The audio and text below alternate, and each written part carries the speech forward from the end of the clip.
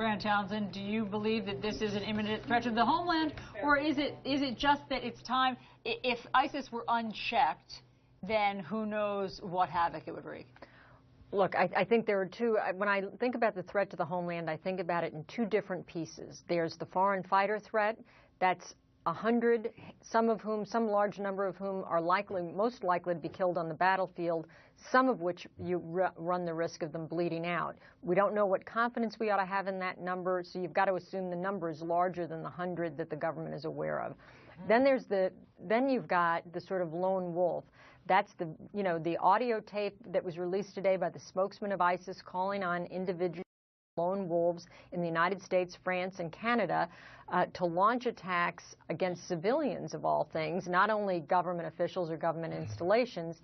And you worry about that. Very hard to detect because you don't have the opportunity to intercept them at the border that you have with the foreign fighters. And so both of these, the problem is you are unlikely to have much indication and warning, what we call in the intelligence business, INW, in advance that is sufficiently tactical to allow you to go after that threat. And so I do think the threat is imminent, but I understand when the administration says that they don't have any indication or warning now of an immediate imminent event. But I think you're unlikely to get that is the problem. Thanks for clarifying all that. Let's bring in our military panel.